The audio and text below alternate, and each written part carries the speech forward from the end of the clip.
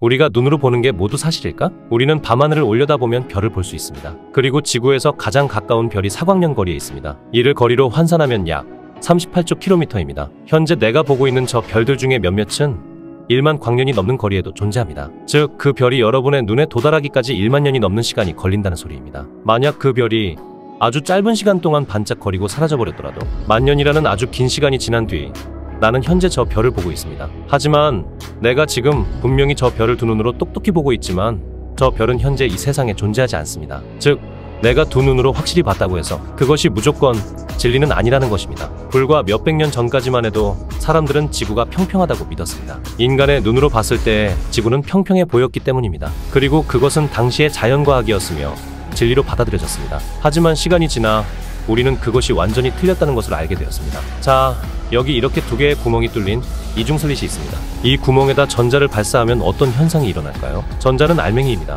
그렇기에 이 구멍을 통과한 전자들은 구멍의 모양대로 기다란 두 줄의 형태를 띄어야 할 것입니다. 그리고 그건 너무나도 당연한 진리입니다. 그런데 전자를 발사해본 결과 믿지 못할 광경이 펼쳐졌습니다. 슬릿을 통과한 전자들은 두 개의 줄을 그리는 것이 아닌 여러 줄을 그린 것입니다. 이것은 말도 안 되는 일이었습니다. 도대체 전자가 구멍을 어떻게 통과했길래 여러 줄을 그릴 수 있단 말인가? 이 발견은 당시 전 세계 물리학을 뒤집어 놓았습니다. 결국 나온 답은 하나. 과학자들은 전자가 알갱이가 아니고 파동, 즉 물결과 같다면 여러 줄을 그리는 것이 가능하다는 결론을 도출해냅니다. 왜냐하면 알갱이는 구멍 중 한 곳만을 지날 수 있지만 파동을 흘려보내면 두 곳의 구멍을 모두 지나 여러 줄을 그릴 수 있기 때문입니다. 그런데 문제가 있습니다. 우리는 전자가 딱딱하고 작은 알갱이라고 알고 있으며 이것을 증명하는 실험이 다수 존재합니다.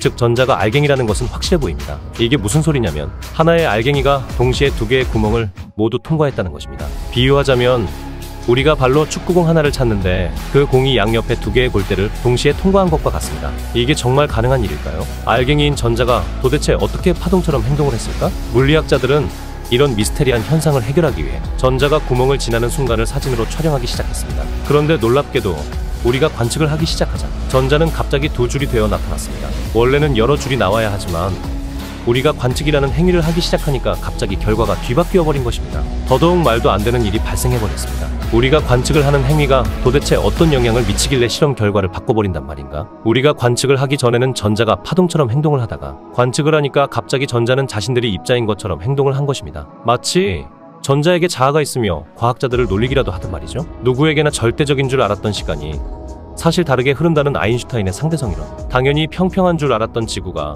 알고 보니 둥글었다는 지동설처럼 너무나도 당연한 사실로 통용되었던 진리가 또 한 번 깨져버린 것입니다. 자, 여기 상자 속에 전자가 하나 있다고 가정해봅시다. 앞서 말했듯 전자는 관측하기 전에는 파동성, 즉 물결처럼 존재하다가 관측을 하는 순간 알맹이로 변합니다. 그래서 전자는 분명히 하나밖에 없지만 동시에 그 전자는 상자의 모든 곳에 확률적으로 어디에나 존재하고 있다는 것입니다. 그렇기에 우리는 전자가 상자 안에 어느 위치에 있는지 알 수 없습니다. 왜냐하면 전자는 상자 속 모든 곳에 존재할 수 있으니까.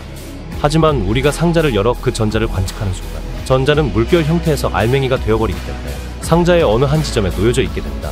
즉, 전자는 하나이지만 동시에 여러 군데 존재하고 있으며 우리가 거기에 관찰이라는 행위를 하면 그제서야 드디어 위치가 정해지는 것입니다. 물리학이 사랑받는 가장 큰 이유는 바로 이것이 미래를 예측할 수 있는 학문이기 때문입니다. 우리는 물리학으로 인해 언제 달이 어느 위치에 있을 것이고 언제 일식이 일어나는지도 알 수 있으며 우리가 공을 던졌을 때 공이 어느 위치로 어떻게 날아가며 속도가 어느 정도인지 앞으로의 속도가 어떻게 얼마나 줄어들 것이며 어디로 떨어질지 모두 정확하게 예측할 수 있습니다. 그런데 관측하기 전까지 위치를 알 수 없다는 이런 새로운 발견은 위치를 알 수 없으니 미래를 예측할 수 없고 확률을 써야 한다는 결론에 도달해버리게 됩니다. 이것을 인정하는 것은 더 이상 물리학이 진리가 아니라는 것을 인정한다는 것이나 다름없었습니다. 그래서 이 이야기를 들은 아인슈타인, 슈레딩거를 포함한 많은 물리학자들이 이 현상에 대해 반발을 했습니다. 그리고 여기서 우리가 익숙히 들어본 아인슈타인의 말, 신은 주사위 놀이를 하지 않아 라는 말이 탄생했습니다. 결국 도저히 무슨 일인지 알 수 없는 이 기괴한 발견으로 인해 세계적으로 가장 권위 있는 과학회의인 솔베이 회의에서 여러 과학자들이 토론을 했습니다. 이때 모인 학자들이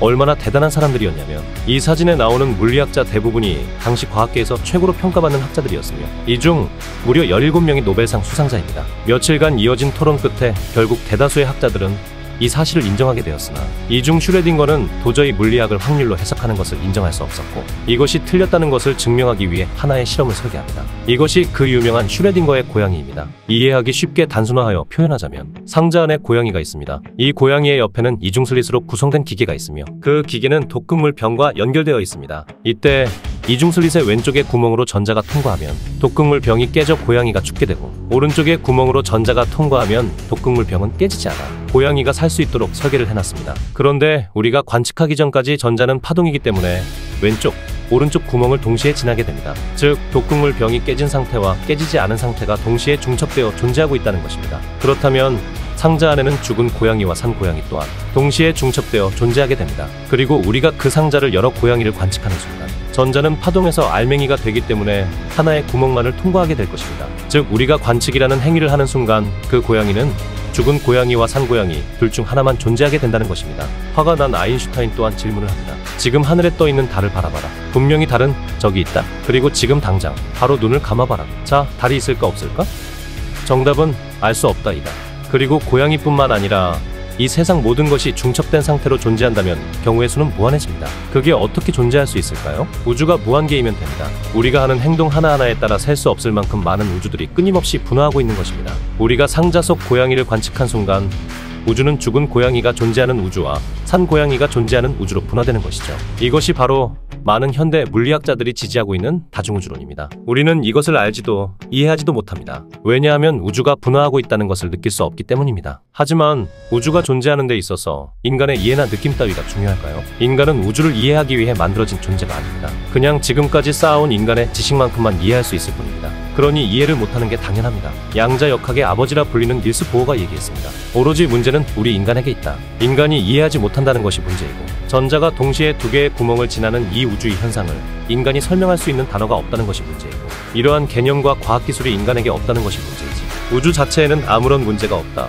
그리고 미국 역사상 가장 똑똑한 사람으로 평가받는 노벨상 수상자 리차드 파인만이 얘기했습니다. 이 세상의 양자역학을 이해한 사람은 아무도 없다. 왜냐하면 인간의 입장에서 봤을 땐 말이 되지 않으니까. 그러나 인류는 이 양자역학을 기반으로 결국 컴퓨터와 스마트폰, 카메라 등등의 최첨단 전자기기를 발명했으며 엄청난 편의를 누릴 수 있게 되었습니다. 자, 다시 한 번 더 진리를 깨트려 보겠습니다. 만약 내가 당신이고 당신이 나고 내가 우주이고 저 우주가 나라고 한다면 믿을 수 있을까요? 놀랍게도 이것은 사실입니다. 나 자신을 포함한 그 어떤 것도 잘게 쪼개다 보면 결국 이 세상 모든 것은 원자로 구성되어 있습니다. 특정 원자들이 이렇게 뭉쳤더니 별이 되었고 이렇게 뭉쳤더니 태양이 되었고 또 이렇게 뭉쳤더니 인간이 되었습니다. 죽음이 뭘까요? 그것은 미스테리하며 이상한 현상일까요? 틀렸습니다. 죽음이 이상한 것이 아니고 우주의 관점에서는 오히려 생명이라는 것이 더 이상한 것입니다. 우주에 존재하는 모든 것은 죽어 있습니다. 자동차, 비행기, TV, 그리고 우리가 밟고 있는 땅도 죽어 있고 하늘도 죽어 있고 지구도 죽어 있고 태양도 은하도 우주도 모두가 죽어 있습니다. 즉 우주 전체는 죽음으로 충만한 존재이며 죽음이 오히려 생명보다 자연스러운 상태라는 것입니다. 앞서 말했듯 우리의 몸은 원자로 구성되어 있습니다. 그리고 원자 또한 죽은 상태입니다. 원자들은 셀 수 없이 아주 오랜 시간 동안 죽은 상태로 이 세상에 존재하다가 정말 신기하게도 어느 날 원자들이 잠시 뭉쳐서 생명이라는 것이 되기도 합니다. 그렇게 뭉친 원자들은 생명이라는 정말 이상한 상태로 극도의 짧은 시간 동안 아주 잠깐 머물다가 다시 죽음이라는 가장 자연스러운 상태로 뿔뿔이 흩어지는 것입니다. 내가 살아있는 너무나도 찰나인 지금 이 순간이 얼마나 특별한가. 당신이 사랑하는 사람이 언젠가 세상을 떠날까봐 두렵나요? 원자는 영원 불멸합니다. 너무나 당연하게도 그가 죽고 그의 안에 존재하던 셀 수 없이 많은 원자들은 다시 우주로 뿔뿔이 흩어지게 됩니다. 그리고 시간이 흘러 각각 다른 방식으로 다시 뭉쳐서 전혀 다른 존재들이 됩니다. 그래서 당신이 사랑하는 그는 언젠가 저 산의 나무로서 지구 반대편 사바나 초원에서 먹이를 찾아 헤매던 한 마리 사자로서 열대우림 아마존에 내리는 비로소 그렇게 이 세상으로서 존재했습니다. 우리는 항상 어떤 형태로든 존재해왔고 앞으로도 그럴 것입니다. 왜냐하면 우리는 영원 불멸한 존재이니까.